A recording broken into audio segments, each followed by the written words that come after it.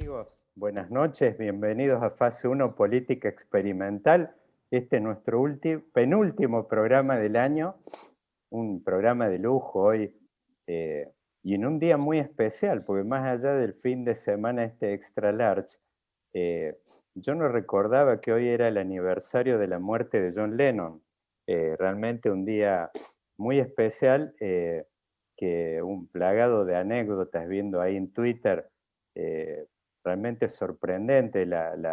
Una de las cosas que no tenía la información, por ahí ustedes sí, es el tema de esa famosa tapa de la Rolling Stone. Mirá lo que son las circunstancias del destino, que esa famosa tapa justamente la hizo 4 horas antes de que lo mataran. Una cosa increíble. Estaba Annie Leibovitz haciendo fotografías en su departamento y a las 4 horas sucedió esto. Miren lo que son las cosas del azar. Hoy vamos a hablar un poco de esto con nuestra invitada Camila Perochena, una historiadora doctorada, muy conocida. Inclusive yo diría, no sé si ese antecedente ya lo destaca mucho, pero llegó a la mesa de Mirta. Impresionante, impresionante como la historia la llevó a la mesa de Mirta. Y digo eso, lo destaco especialmente porque muchas veces los expertos se mueven en los terrenos especializados, pero eso está demostrando de que de alguna forma ella tiene capacidad de llegar a públicos diversos. Y bueno, la Gracias. vemos a menudo en su programa de La Nación Más, donde participa ahí con un panel. Así que bueno, realmente, Camila, muy bienvenida a Fase 1 Política Experimental. Un gusto en este día feriado extra largo conversar contigo. Y bueno, profe De Angelis, dejo en tus manos abrir el fuego esta noche tan especial. Muchas Camila, gracias a los dos gracias, por la gracias bienvenida. por estar Siempre acá. con esa presentación me dio risa, pues siempre le digo a mis amigos, me felicitaron más y se pusieron más contentos cuando fui a lo de Mirta Legrand que cuando entregué la tesis de doctorado, que me llevó 7 años hacerla, ¿no? Entonces siempre me enojó eso. Es como, ¿cómo puede ser que no me hayan festejado tanto la tesis? Y sí Camila, yo te quiero hacer dos preguntas para arrancar. Y me gustaría, porque son interrogantes que me hago bastante, ¿no? Uno, yo como sociólogo, vos sabés que hay 1000 teorías sociológicas. Hay formas de ver el mundo desde el individualismo, desde la persona y su acción, y la sociedad como un todo. Bueno, pero nunca se discute en la tapa del diario. nunca a nadie importa cómo ve la sociedad. Sin embargo, la historia, la mirada sobre los personajes históricos, sobre las épocas, sobre Perón, sobre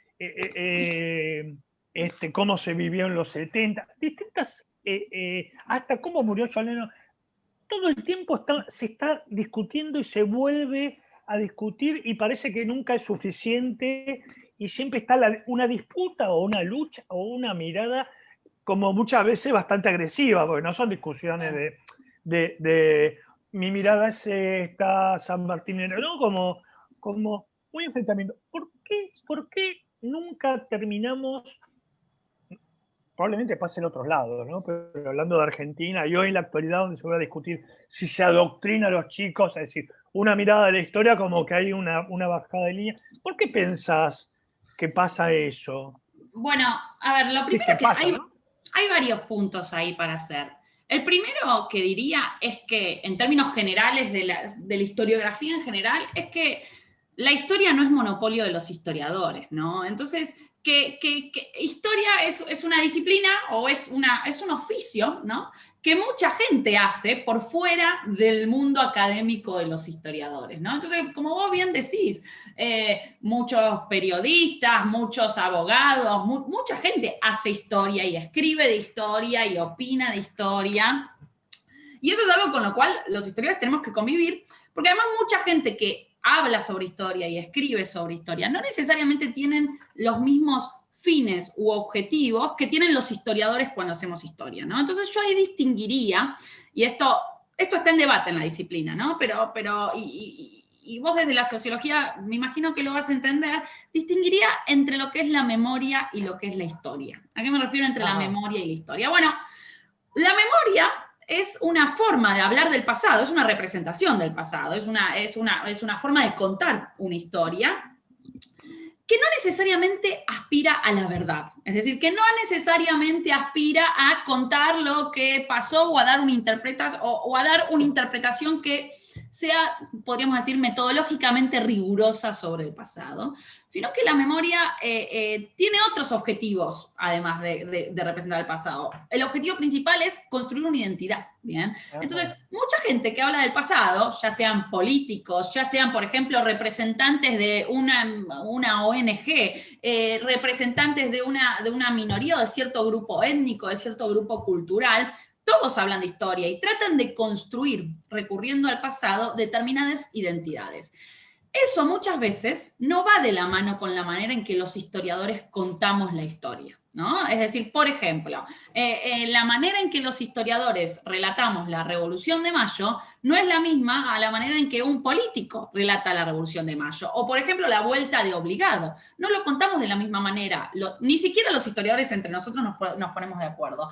Pero hay una grieta bastante grande entre aquellos que hacen memoria sobre esos acontecimientos y aquellos que están queriendo hacer historia. ¿Qué hacemos los historiadores cuando relatamos esos acontecimientos?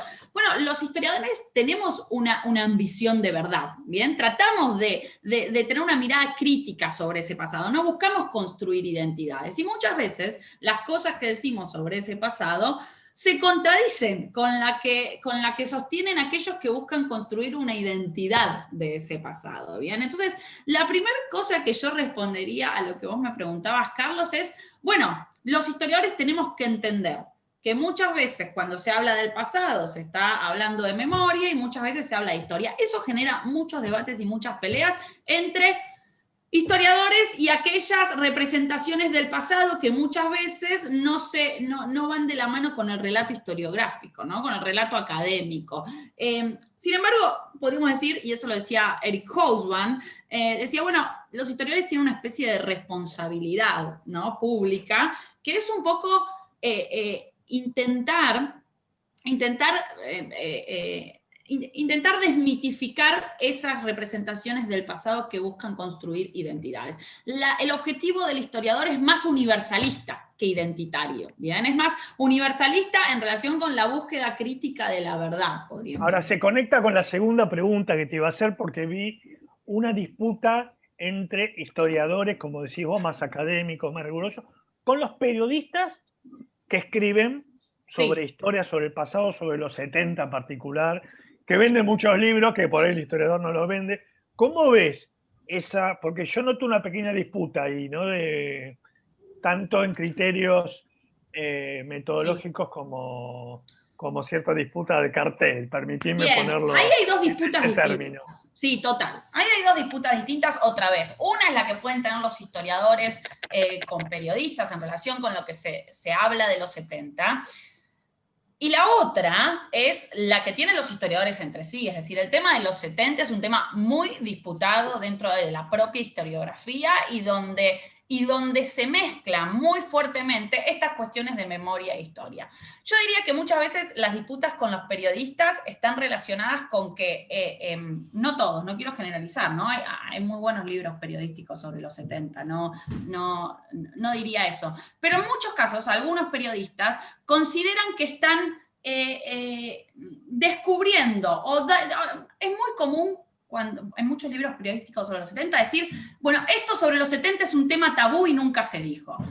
Y la verdad es que un montón de historiadores escribieron sobre eso, que algunos periodistas dicen que es un tema tabú y que nunca se dijo, ¿no? Me refiero los secretos. Sí, me refiero principalmente al último libro de Ceferino Reato y varios de los libros que ha publicado sobre los 70. La realidad es que los historiadores venimos escribiendo, debatiendo, investigando sobre ello hace mucho tiempo. Hay historiadores excelentes que muchos de esos temas tabú que Ceferino Reato dice que viene a descubrir, lo han trabajado, y me refiero a Hugo Besetti, a Claudia Gil, a Marina Franco, que son todos historiadores que trabajan cosas muy espinosas sobre los 70. ¿Cuáles son esas cosas espinosas sobre los 70? Bueno, el rol del peronismo previo al golpe del 76 como terrorismo de Estado, y ahí tenemos a Marina Franco, que es una gran historiadora, que lo que ha demostrado mediante documentos, mediante mucha evidencia, es cómo el terrorismo de Estado no empieza en el 76, sino que empieza durante el gobierno peronista, el rol que ha tenido Perón y que ha tenido el peronismo dentro del terrorismo de Estado. Todo eso lo ha demostrado, se ha demostrado historiográficamente. Entonces, a veces ofende a los historiadores que alguien venga y diga, bueno, voy a decir algo que nadie dijo, y es que el peronismo, que el terrorismo empezó con el peronismo. Bueno. Y además vende 20.000 libros, ¿no? Claro, y vendés el crimen, claro. Eso no, lo que nos pasa a los historiadores es que por ahí decimos, bueno, no. Quiere matar. No nos leen. O sea, lo que por ahí genera un poco, claro. Está bien, uno no puede pretender que todo el mundo lo lea, por supuesto que no. Ahora, si vas a escribir un libro específicamente sobre un tema y decir, soy el primero que lo dijo, por lo menos tomate el trabajo de leer a los que lo dijeron antes, ¿no? Eso diría que es un problema. Pero igual entre los historiadores hay mucho debate sobre los 70, es decir, no hay consenso historiográfico sobre cómo entender los 70, y creo que el tema más espinoso ahí es el rol y la responsabilidad de las organizaciones armadas o sea, de los grupos guerrilleros, ¿no? En el devenir de la violencia y del periodo trágico de la dictadura, ¿no? Y ahí el debate es otro. Ahí el debate entre los historiadores es, bueno, ¿hasta qué punto esas organizaciones armadas tienen responsabilidad en la violencia de los 70? Y hasta qué punto no la tienen. Bien, hasta qué punto en realidad pueden ser, la violencia de los 70 puede ser algo más inexorable. Entonces, sobre eso hay muchísimo debate entre historiadores, pero por supuesto fuera del campo académico de la historia también, digo, entre organismos de derechos humanos, entre presidentes, digo, la visión de los 70 que puede tener Cristina Kirchner. Ahora, doy paso a Daniel, pero viste, estoy con esto. Seguí, Carlos, dale. Vos fijate porque los 70, después hay un año que es el 76, es mucho más, déjamelo poner en estos términos, fructífero, discutido del 73 al 76, fueron 3 años del gobierno peronista, que la dictadura militar. Se conoce mucho menos lo que pasó en la dictadura. No hay casi libros, de periodistas, para ponerlo en términos, ¿qué pasó? Parece que no interesa tanto.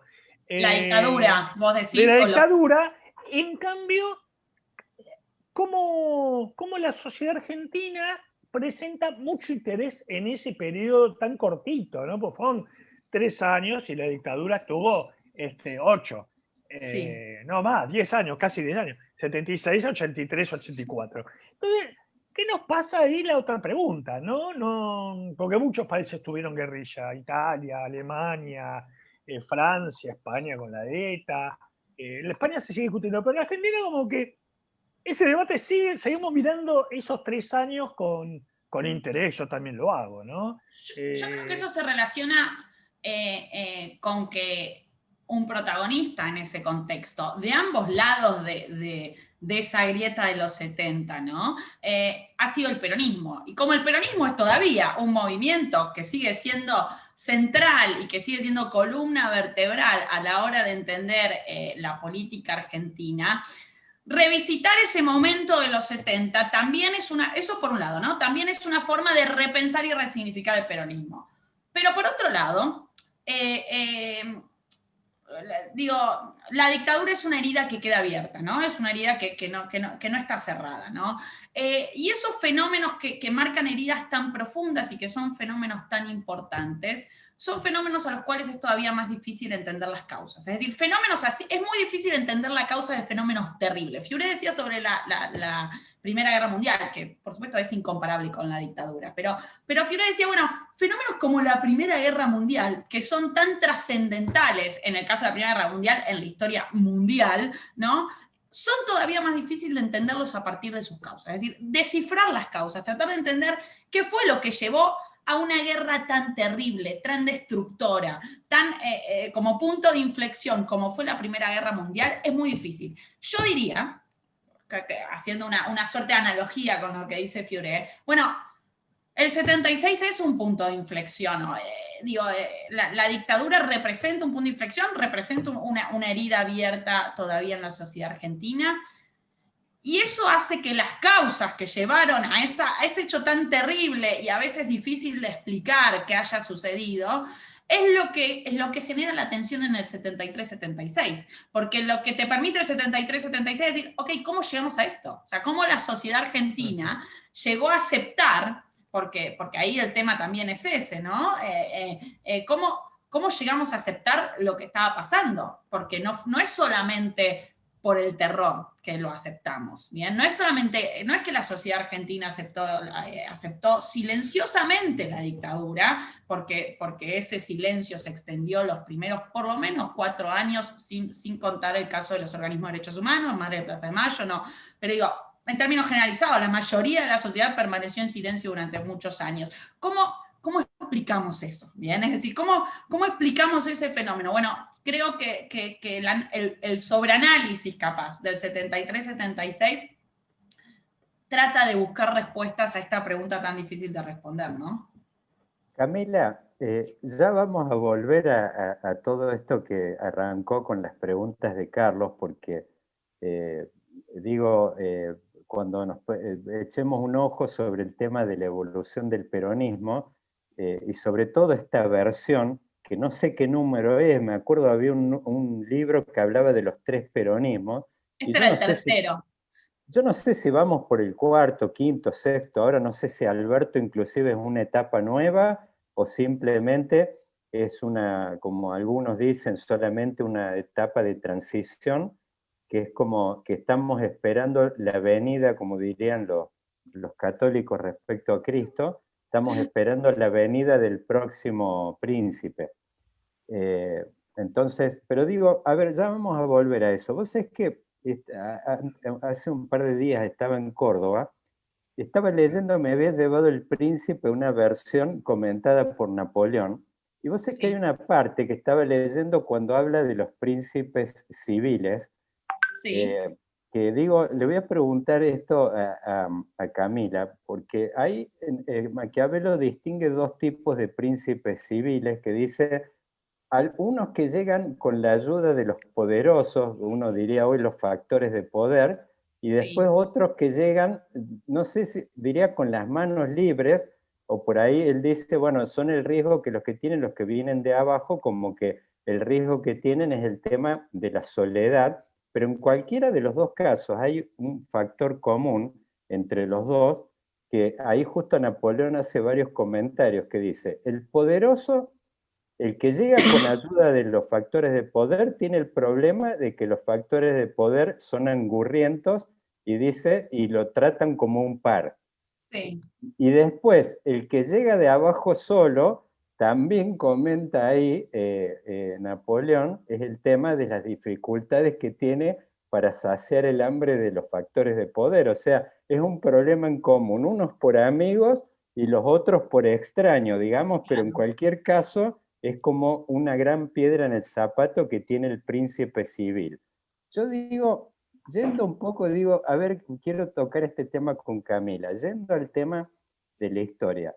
Fíjate, cuando llegó Cambiemos, algo que decían muchos, era el tema, o que da vuelta, yo no sé cuánto hay de realidad y de mito, de que Macri era uno de ellos. Sí. Inclusive algunos decían el país atendido por sus propios dueños. Y también eso da la idea, hay como una, no sé, por eso te digo, cuánto de mito y de realidad, da la idea que los príncipes peronistas emergen de abajo del pueblo y como que llegan solos y sin la ayuda y sin la palanca de algún poderoso, digo, o de los factores de poder. Yo digo, si uno analiza los últimos procesos políticos en la Argentina, ¿cuánto hay de cierto en esto y cuánto de mito? ¿Es cierto que Macri llegó, que es uno de ellos, o es una fantasía? Y en el caso del peronismo también, ¿cuánto hay de cierto de este mito? Como que parece que todos los líderes emergen de una especie de 17 de octubre, que vienen de abajo de las barriadas, y digo, ¿cuánto hay? Mito y realidad. Yo creo que no me acordaba de esa distinción Sí. que hacía Maquiavelo. Después te voy a pedir el capítulo en donde lo hacía porque quiero releerlo. Y eso que en una época daba Maquiavelo en clase y la verdad es que se me había olvidado completamente.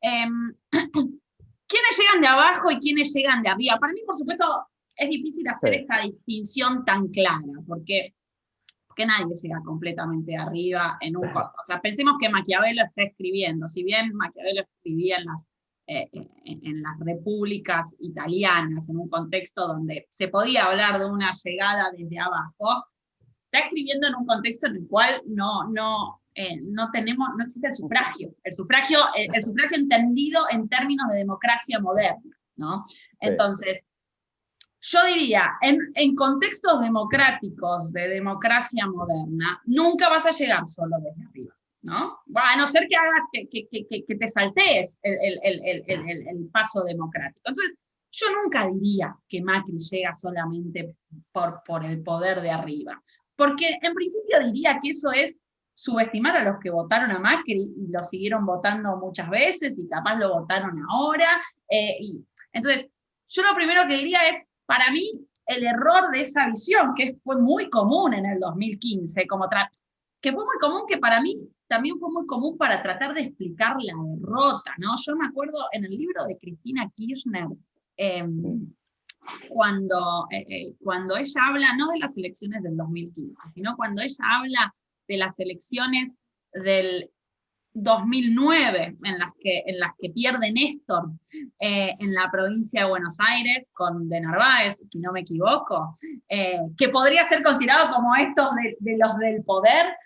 Claro. Bueno, Cristina dice algo así como, ¿qué les pasó al pueblo? Como, están todos equivocados, como, eso no pudo haber sido así. No me acuerdo, hay unas citas fantásticas de ese apartado, porque básicamente lo que Cristina dice es como dejé de creer en el pueblo, ¿no? Como que en ese 2009 ella no creyó más en el pueblo. ¿Qué quiero decir con eso? Quiero decir que ni de Narváez llegó ahí porque lo pusieron desde arriba, ¿no? Sino que en el contexto de una política electoral necesitas ese apoyo desde abajo. Entonces, lo primero que diría es eso. Para mí, para Macri, eso no aplica. Ahora, uno podría decir, Perón en el 17 de octubre. Bueno, ahí es otra cosa. A ver, Perón para llegar a donde estuvo en el 17 de octubre tuvo que pasar por un gobierno militar del cual él fue parte y era parte del poder. Entonces, de alguna manera Perón llegó desde arriba, o sea, en un primer momento, digamos, en el momento del 43, Perón desemboca muy desde arriba. Entonces, seguramente, o sea, si Perón no hubiese tenido ese 43-45, no hubiese tenido un 17 de octubre. Es decir, si Perón, el 17 de octubre es muy de abajo, sí, claro. Ahora, sin el 43-45 no había 17 de octubre. Y ese 43-45 solo lo podemos entender desde arriba.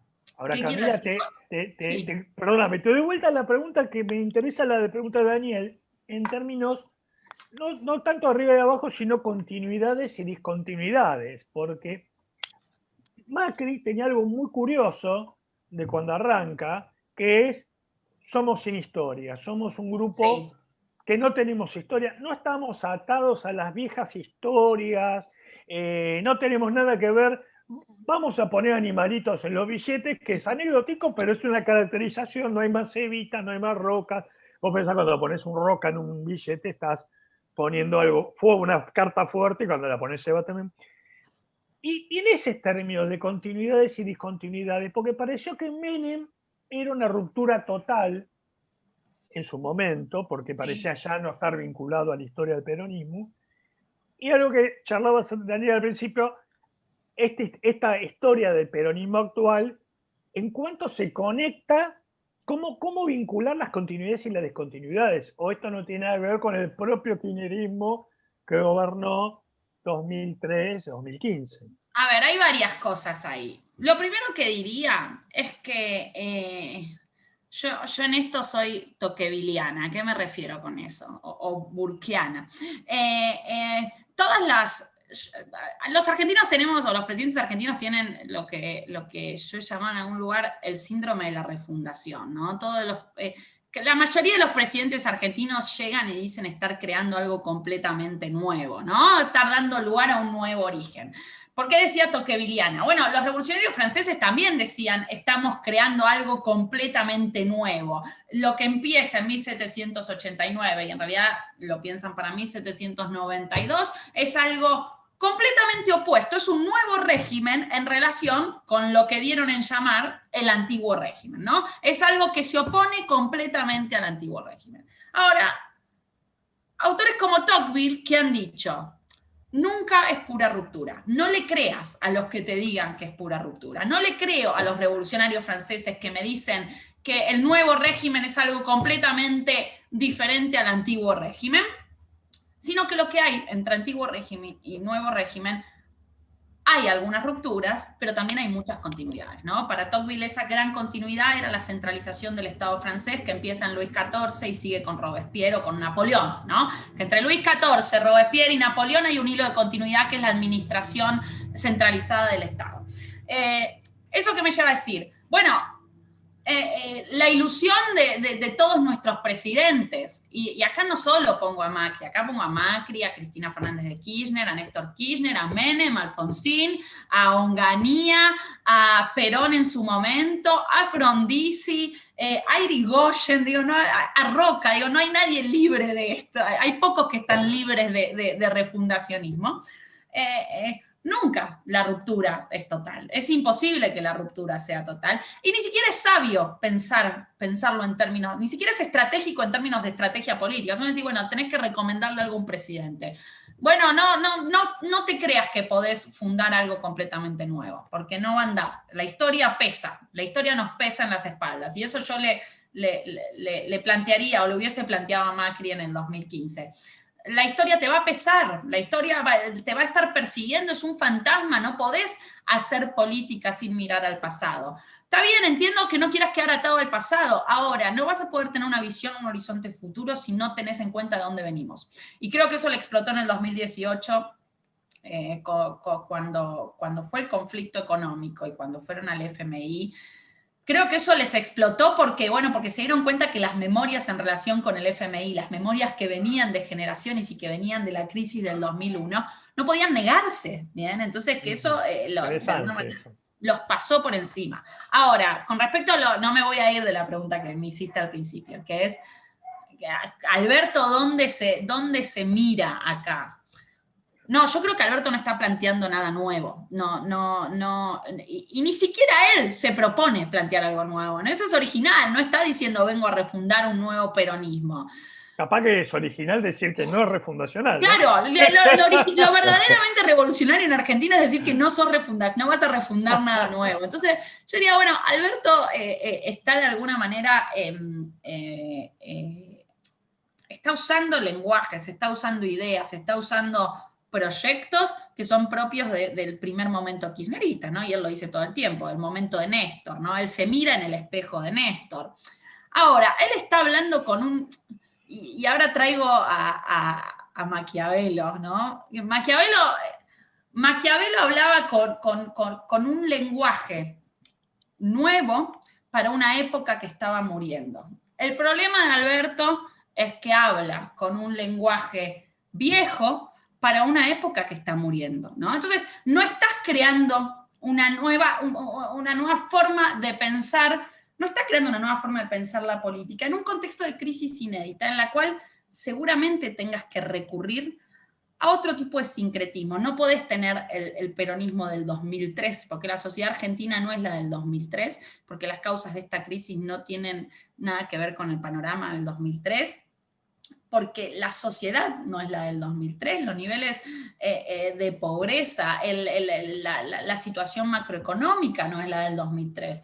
Entonces, yo creo que ahí no hay algo nuevo. Ahora, ¿puede Alberto construir el albertismo? Ahí a mí me gusta una analogía que la he hecho un par de veces ya, entre Alberto y Alvear, ¿no? ¿Por qué entre Alberto y Alvear? Generalmente cuando digo eso, y lo hice en algún contexto, creo que tuve que dar alguna charla con y había personas del radicalismo que se agarraban la cabeza diciendo, ¿qué está diciendo esa aberración? Como que Alberto y Alvear.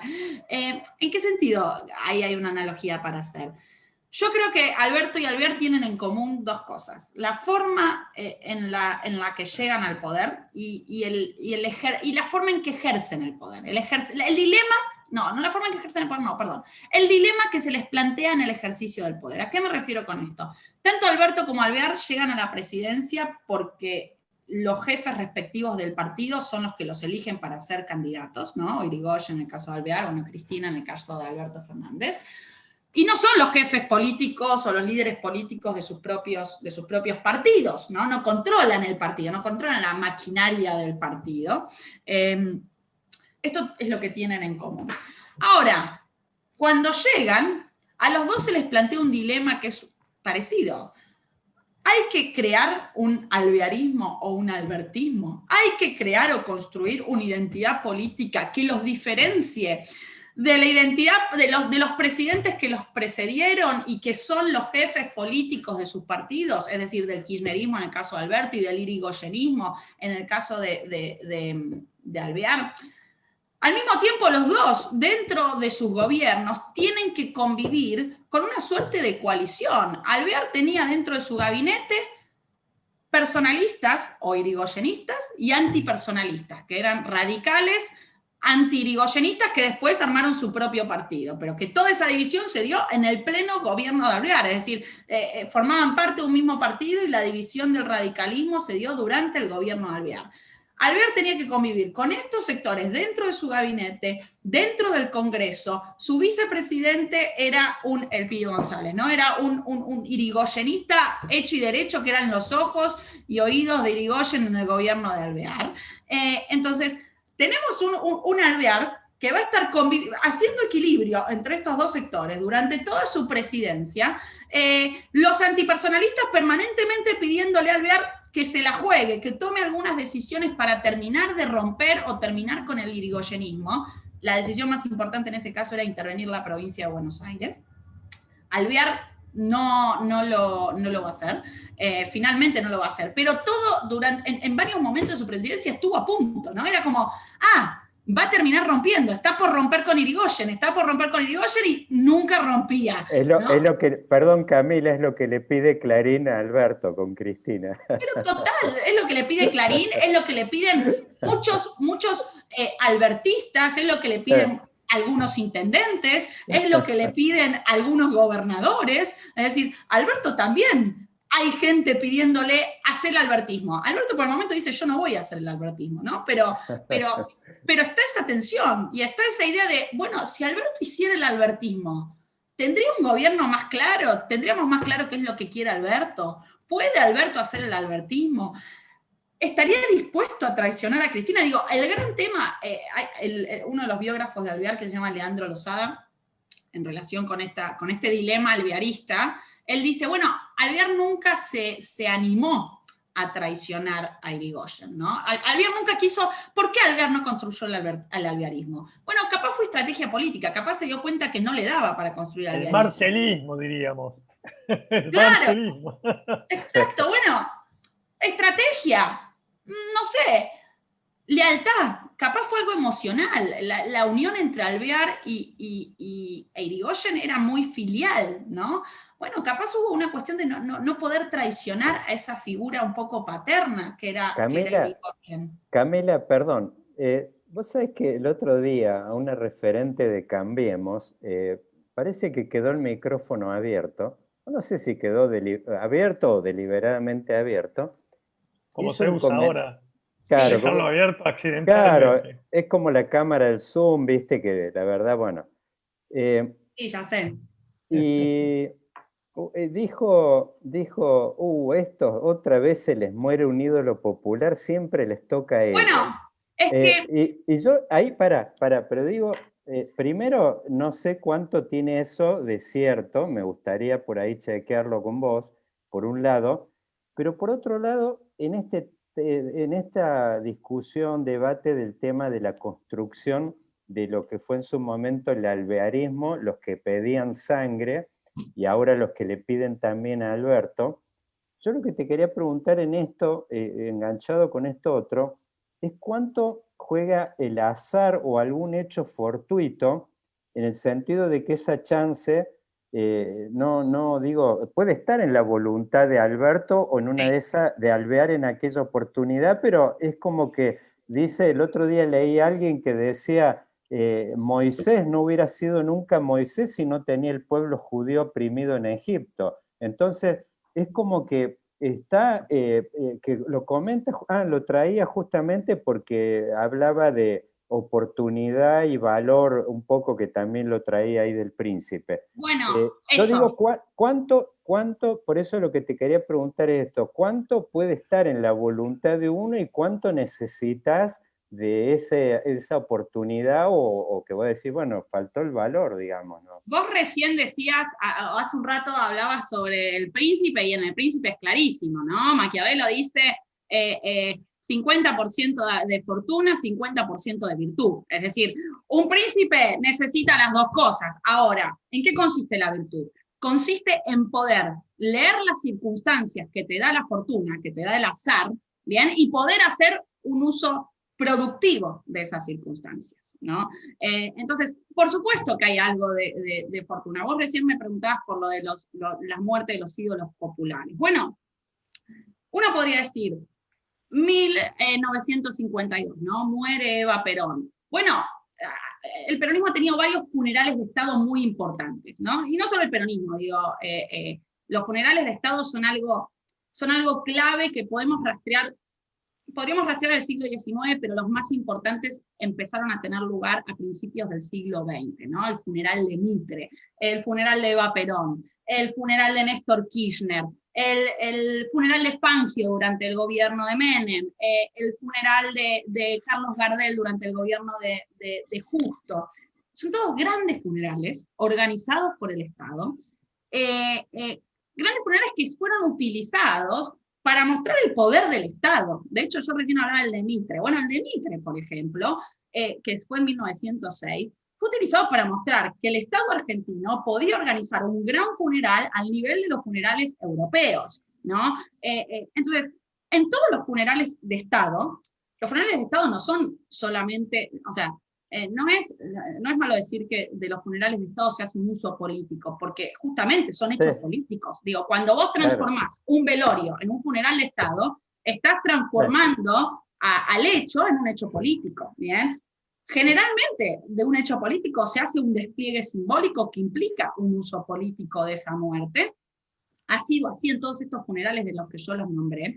Generalmente los gobiernos, los diferentes presidentes que han organizado funerales de Estado, sacaron un rédito político positivo de estos funerales, es decir, salieron fortalecidos, lograron transmitir algún tipo de épica, de ética, de identidad, de construcción simbólica, ¿no? Esto ha sido así, Justo lo logró en parte con Gardel, Perón lo logró con Eva Perón, Menem lo ha hecho con Fangio, ni hablar Cristina Kirchner en el 2010 con Néstor Kirchner.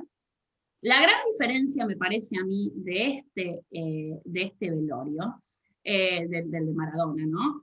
Es que no creo que el Estado haya podido sacar un rédito político de este hecho azaroso, ¿no? A ver, es el azar, se murió en este contexto, ¿no? Se quiso hacer un uso político, se dijo, bueno, lo organizamos en la Casa Rosada. Ahí fortuna y virtud estuvieron desencontrados. Es decir, Maquiavelo, ¿qué diría? Bueno, un buen príncipe sabe hace un uso virtuoso de la fortuna. Bueno, en este caso la virtud no estuvo bien pensada. No estuvo bien pensada, ¿por qué? Porque fue improvisado, porque no se tuvo en cuenta cuánto tiempo se necesitaba para la cantidad de gente que iba a asistir al funeral, porque... bueno, en términos de fortuna uno podría decir, bueno, el tema de que haya sido justo en una pandemia, eso excede al presidente, por supuesto, y eso también fue un problema. Pero yo creo que acá hay un tema de virtud y de fortuna, ¿bien? Hay un tema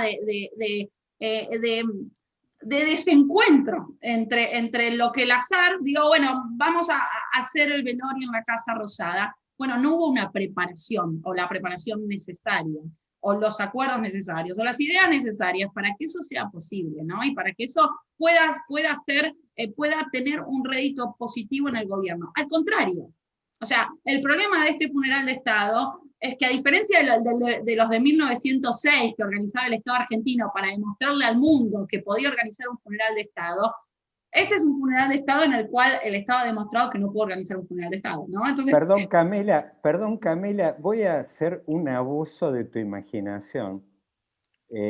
Y te pido, a ver, digo, hagamos un ejercicio.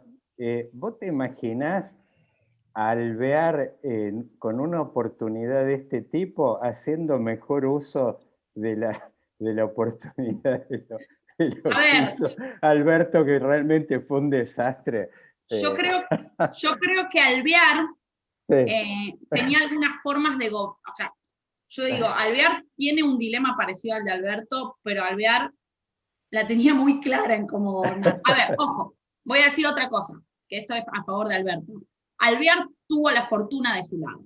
Bien. Alvear no solo no le tocó una pandemia, Alvear le tocó el periodo de crecimiento post Primera Guerra Mundial. Es decir, claro, Irigoyen tuvo que bailar con la crisis que se desata después de la Primera Guerra Mundial. Alvear agarró justo la presidencia en el contexto en el cual Argentina estaba empezando a crecer económicamente después de las crisis que había sufrido durante el contexto de la guerra.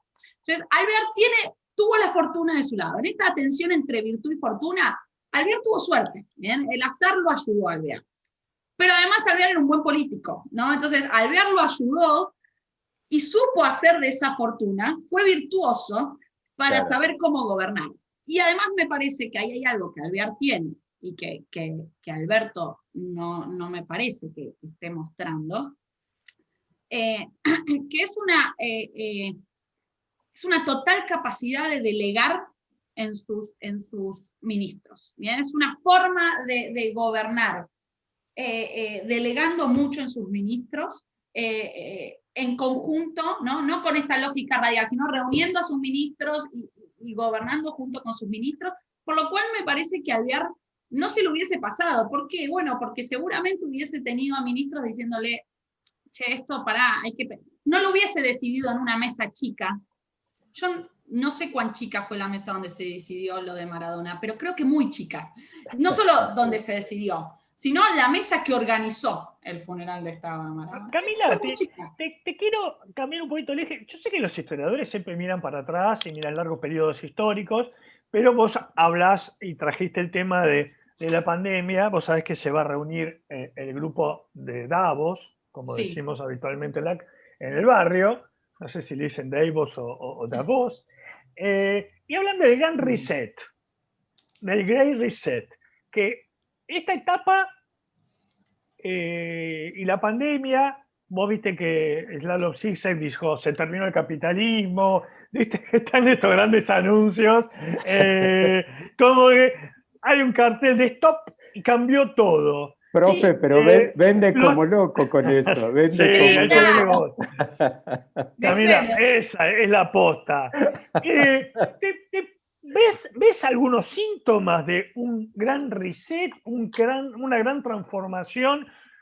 Hablemos de la Revolución Francesa, hablemos de cuando Inglaterra arranca con la Revolución Industrial, hasta, si querés, la posguerra mundial, la post-segunda guerra mundial, donde aparece el keynesianismo y aparece el acuerdo histórico entre el capital y el trabajo, y aparece esta idea del estado de bienestar, digamos. Sí.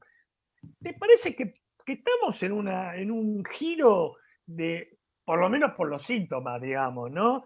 ¿O es más de lo mismo y bueno, es avanzar en lo que ya venimos con la informatización, con la tecnología? ¿Cómo lo ves? ¿Cómo lo estás?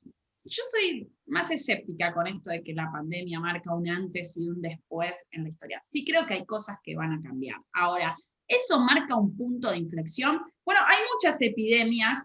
De hecho, hay un historiador de la medicina que se llama Frank Snowden, que estudia epidemias y que dice, bueno, las epidemias pueden ser pensadas o generan consecuencias o generan cambios que pueden ser de la misma magnitud que la Primera Guerra Mundial o que las revoluciones o que las grandes crisis económicas. Las pandemias pueden generar esos cambios. Ahora, no todas las pandemias generan esos cambios, no todas las epidemias generan un antes y un después. Sin duda, la epidemia que generó un antes y un después es la peste negra en el siglo XIV, ¿no? Esa es una epidemia que, ok, eso es un antes y un después. Ahí empiezan a discutirse la transición del feudalismo al capitalismo, ahí empiezan a discutirse una serie empiezan a cambiar algunos aspectos del mundo de esa época, y empieza a nacer otro mundo, ¿bien? Ahora, no todas las epidemias generaron eso, ¿bien? Y no todas las epidemias siquiera quedaron en la memoria de una manera tan marcada como esa. Por ejemplo, ¿quién se acordaba de la gripe española de 1918? Antes de este 2020 fatídico. Nadie, solamente algunos historiadores que estudiaron la gripe española de 1918 en el mundo, pero que no son muchos. Digo, no mucha gente tenía una memoria vívida de una epidemia que fue todavía más terrible que esta en términos cuantitativos. Todavía esta no terminó, entonces no voy a decir que esto ya terminó, pero la gripe española fue mucho más fuerte en términos cuantitativos, mucho más terrible, afectó a muchas más personas y murieron muchas más personas en el mundo que esta epidemia. Ahora, no ha quedado en la memoria, no es que se habló de una nueva normalidad, más que nada porque justo quedó, fue 1918, ¿no? Entonces justo quedó solapado con la Primera Guerra Mundial, entonces no estaba muy claro si la nueva normalidad salía de la Primera Guerra Mundial o de la epidemia. ¿Qué quiero decir con esto igualmente? Lo que quiero decir es, bueno, capaz esta epidemia termina siendo como la gripe española, que capaz nos acordamos de ella nuestra generación y no mucho más. Todos a mí los vaticinios sobre el fin del capitalismo me parecen desacertados, y me parecen desacertados porque es evidente que en los momentos en los que empezó a bajar el virus en algunos países, las acciones de las empresas volvieron a crecer, las bolsas volvieron a normalizarse, es decir, toda esta idea que por ahí Alberto Fernández la cita mucho, ¿no? De que se termina la especulación financiera. Yo eso lo veo casi imposible. O sea, no creo que esta epidemia esté poniéndole fin a la especulación financiera. Es más, Camila, hoy empezaron ya a especular con el agua, han armado un mercado de futuros con el agua dulce, así que hay algunos muchachos que ya están trabajando y no paran de ninguna manera. Totalmente, y digo, sin ir más lejos, las vacunas, no sé, bueno, las vacunas están completamente insertas en ese capitalismo financiero y las acciones. Entonces, me parece difícil coincidir con ese tipo de diagnósticos tan holísticos sobre, ok, esto es el final. Ahora, sí creo que estamos ante una crisis mundial importante y en Argentina diría inédita, y es una crisis que sí nos obliga, que si bien no creo que se caiga el capitalismo, sí creo que nos obliga a pensar en soluciones más creativas, en nuevos lenguajes y en nuevas...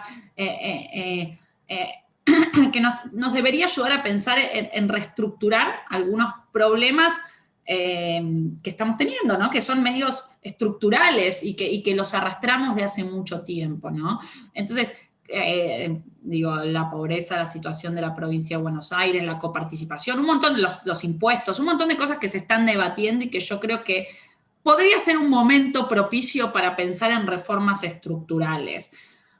Ahí, perdón, Camila, ahí me gustaría prenderme a esto que había preguntado Carlos, que digo, y volviendo a ese tema de las fases del peronismo, y si podríamos estar ahora o en vísperas o ya iniciando una nueva etapa que uno podría ponerle el rótulo albertismo, que podría ser quizás el tema de esta pandemia y todo lo que está disparando, vos, ¿cuál sería esta fase que estamos viviendo del peronismo? Pues yo recuerdo lo último que tenía era lo del libro, creo que era de, no sé si de Sí, Sidicaro, que claro. hablaba, Sidicaro de los tres peronismos.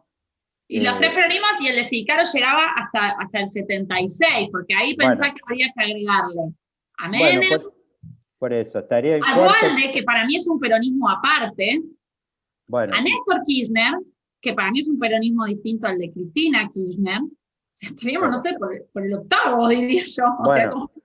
por Se eso, reedita permanentemente, ¿no? El peronismo. claro, yo digo, si ya tendríamos que ir pensando en un libro de Sidicaro Revisited, algo así, con el número por el que vamos ahora, pero por el octavo peronismo. eso, te quería preguntar, Tiene más si, capítulos que Toy Story, claro, peronismo al final.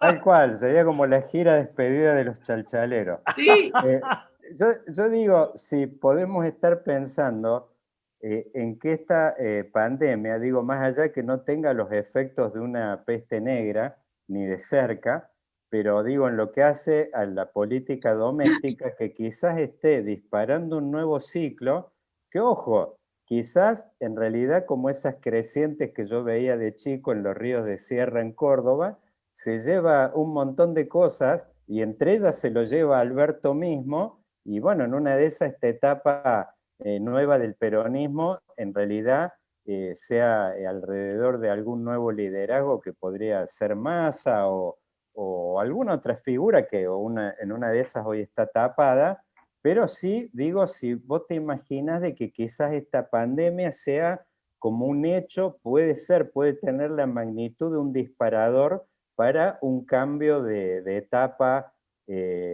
Y si en estos que vos hablas, pues vos hablaste, hay algo interesante que me gustaría volver. Vos tiraste, vos dijiste, Menem es una cosa, pero Dualde es otra y Néstor es otra.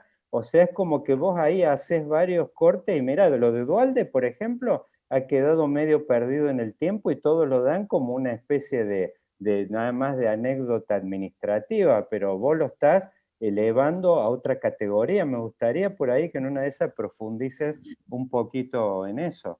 bueno, acá voy a tomar prestadas ideas de Pablo Tauzón y Martín Rodríguez en La Grieta Desnuda. Lo primero que respondería a lo que vos me preguntabas de si Alberto Sí. puede ser un nuevo peronismo, yo creo o si el peronismo ahora puede entrar en una nueva etapa. Yo creo que el azar, o la fortuna, diría Maquiavelo, está del lado de aquellos o sea, está del lado de la posibilidad de pensar un nuevo peronismo, ¿no? De darle al peronismo un nuevo rostro. Las condiciones están dadas, la crisis es inédita, eso podría ser así. Falta virtud para que sea así. Es decir, Maquiavelo diría falta virtud, falta voluntad política, falta liderazgo. Te pido ampliación. Virtud, características personales, características de las estructuras Sí, políticas, virtud es sectores sociales que se sumen la virtud novedosos. es para Maquiavelo, ¿no? Es la capacidad política, es la capacidad que tiene el príncipe, en el caso de Maquiavelo, de poder leer las circunstancias y, en el caso de Maquiavelo, hacer lo que sea necesario para sobrevivir en el poder, ¿no?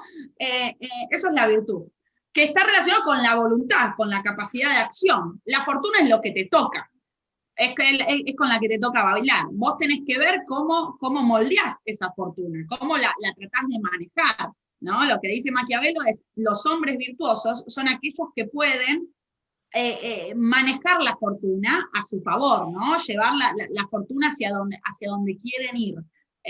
Entonces, la virtud sería esencial para construir un nuevo peronismo en este contexto en este contexto crítico que la fortuna nos ha dado en este 2020, ¿no? La fortuna no entendido como buena suerte, sino como azar. Ahora Camila, ahí déjame un segundito.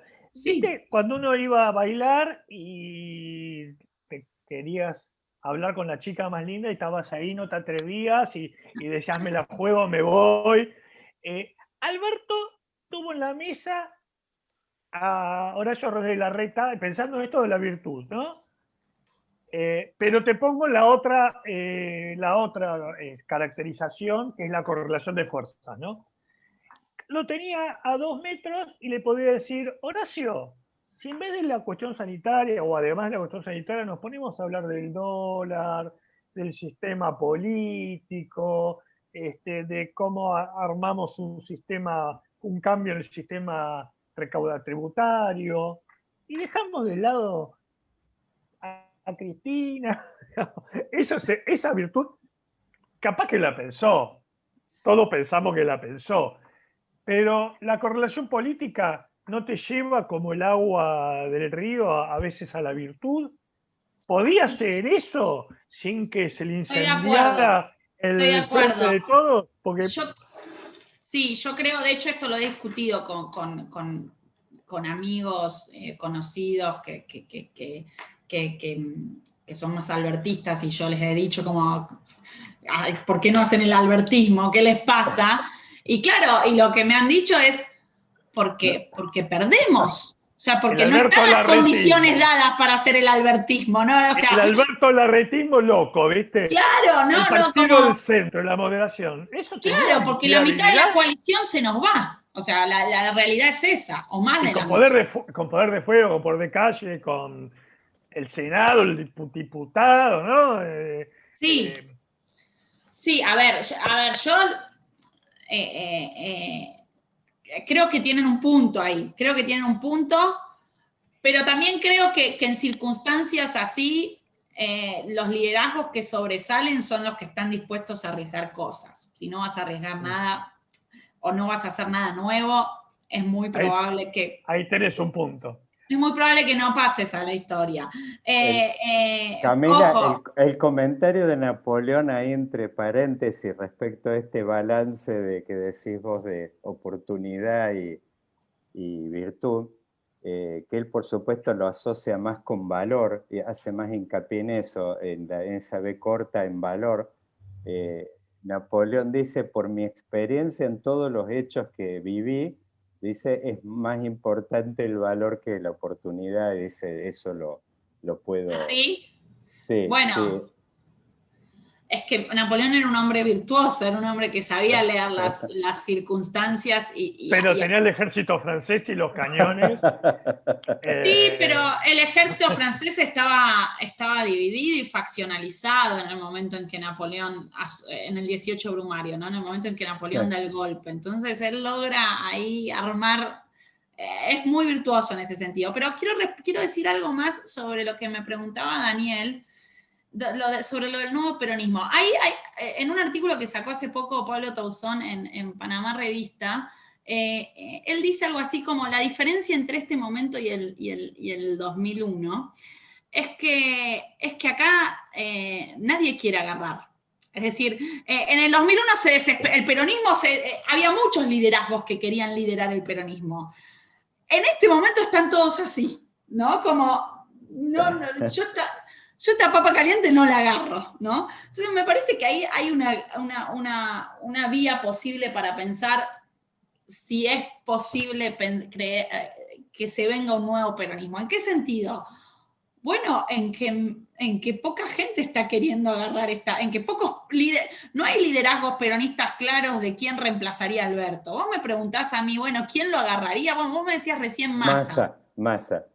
Sí, Massa, Máximo. Yo no sé hasta qué punto te agarran en este contexto. O están diciendo, bueno, esperemos a que esto hasta que la transición se haga, ¿no? Al principio decías eso de la transición, ¿no? Si esto será un gobierno como de transición hacia algo nuevo. Yo hoy me inclinaría más por esa idea, ¿no? Que por la del albertismo, pero no estoy segura. Cambio todos los días de opinión, igual que Alberto, ¿no? Pero cambio todos los días de opinión. Carlos, ¿querés ir? Estamos en la hora. Sí, estamos en la hora, tengo 10.000 preguntas, pero no también, viste abusar de tu...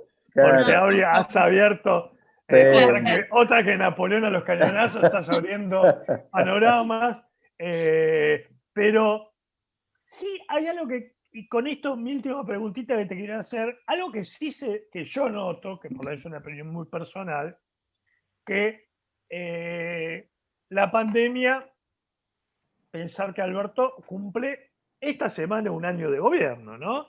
Y parece que hubiese estado 14, digamos, el desgaste, la aceleración, el cambio de planes, la duda, la falta de plan del cual Alberto se enorgullece.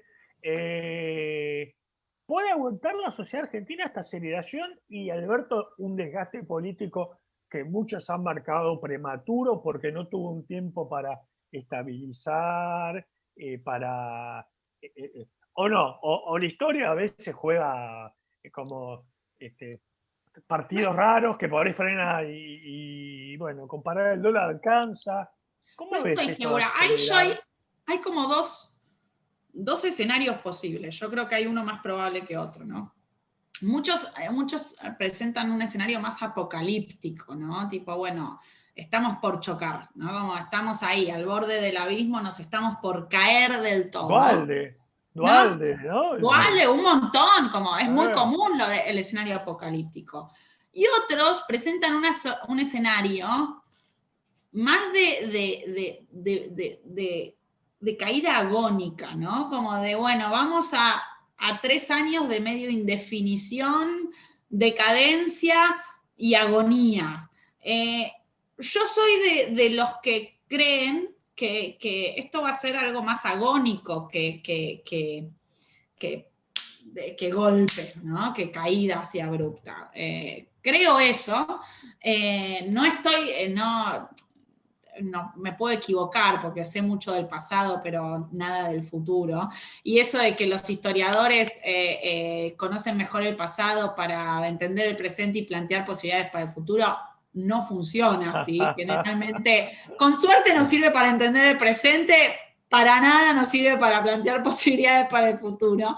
Pero si me tenés que si me haces hablar de futuro, yo creo que lo que viene es algo más de caída lenta y de sangrado lento que de golpe y porrazo, ¿no? Camila, yo una última preguntita, que es, creo que está vinculada con esta. Bueno, esto que mencionabas vos de la caída lenta, estaba pensando un poquito de ese tema de la termodinámica, que uno siempre se imagina grandes explosiones, pero en realidad los tipos que estudian con las leyes de la termodinámica dicen en realidad la energía se va perdiendo y en realidad el mundo se va a terminar enfriando, no tiene por qué haber, digo, explosiones, sino simplemente apagón, más en realidad un apagón lento. Te quería una preguntita. A mí me gustan mucho las carreras de caballos y una de las cosas que veo antes de que comiencen, los caballos se dan una vueltita, eso que le llaman variar, y los expertos, viste, que están acostumbrados, que manejan las apuestas y supuestamente cantan la justa, salen y miran y yo a veces voy a escuchar las cosas que dicen. Y es como que ven los caballos variándose y dicen, no, ese no va, parece que está enojado, pero se plancha a los 50 metros, escuchar los comentarios. Sí. Yo digo, con todo este banco de datos históricos que vos tenés, digo que has realmente explorado la historia en una profundidad enorme. De todos estos caballos que vos ves dando vueltas, ¿cuáles te llaman la atención que vos decís, le estás viendo algunos atributos por ahí de dirigente político, no es algunos jóvenes que vos decís van a llegar a algo? Porque, qué sé yo, no sé, los medios hablan, por ejemplo, hoy de Rodríguez Larreta, pero hablan, es como una cosa, una especie de silla natural que lo dan como que, bueno, está ungido naturalmente, pero digo, vos, de los que están Alguien dando fuera de la vueltas, política, un claro, man, un personaje, o no. A claro, ver, ¿les ves alguno que vos decís, les veo algunos rasgos con determinados personajes? ¿Cuáles te llaman la atención? Si hay alguno, por ahí me decís, no existe ninguno, ¿no? no sé si de determinados personajes. Sin duda yo creo que entre los posibles liderazgos está Rodríguez Larreta. O sea, sí creo que él está pidiendo cancha. Sí creo que es de esos caballos, pero es de esos caballos que tienen que bancarse. No sé cómo funcionan estas analogías en los caballos. Sí. Poder trotar mucho tiempo, 3 años, hasta que te toque dar el salto. El tema es que no todos los caballos pueden trotar 3 años o muchísimas horas hasta tener que dar el salto, ¿no? Llega Entonces, cansado. claro, o sea, ¿cómo haces para que el caballo no te llegue cansado? Yo aclaro que la única vez que anduve en caballo en algún arroyo en Córdoba, en esos caballos, o sea que queda en evidencia que no sé nada de eso. Ahora, también a mí me llama la atención la emergencia de ciertos liderazgos que los consideramos un poco hoy outsiders o un poco capaz extravagantes o que es imposible que lleguen, pero que en un contexto de crisis total y, pueden tener cierta aceptación en la población. Digo, a mí me llama mucho la atención la cantidad de seguidores que tiene personajes como Javier Milei, por ejemplo, ¿no? Que Claro. tienen un discurso extremo, súper extremo, muchas veces difícil de entender siguiendo la evidencia, que uno en circunstancias normales diría, bueno, capaz llega a diputado y no mucho más, pero que en un contexto, si el futuro fuera, no esta muerte agónica, sino la cosa explosiva, bueno, esa cosa explosiva te hace que líderes que vos pensabas que nunca iban a llegar a ningún lado lleguen, ¿no? Entonces, yo estaría atenta a esos personajes, ¿no? Que uno diría, no, en otro tipo de contexto no. En la vieja normalidad no En funcionaría. la vieja normalidad no, abre. pero ahora no sé, ¿no? Eso es un poco lo que pensaría. Bien. Camila, te agradezco muchísimo. No sé si te quedó algo en el tintero, Daniel, que te veo ahí. No, a ver, agradecerle, la verdad es que nos Gracias. quedamos Maravilloso, llenos muy de interesante. inquietudes. Esperemos poder repetir ahora en el año Un placer. próximo. Y la verdad, Camila, crack, Carlos, muchas gracias. Gracias por la invitación. Muchísimas gracias y Yo buen aprendí año. muchísimo. Gracias a ustedes, estuvo re entretenida y me hicieron pensar cosas que por ahí no había pensado, así que gracias por las preguntas que estuvieron bárbaras. No, gracias a vos, que nos abriste bastante el panorama. Bueno, Muchísimas gracias. Chao, Dani. Nos vemos el jueves, último programa de Fase 1 Política Experimental. Con Andrés Malamud. Buenas noches. Buenas noches. Adiós.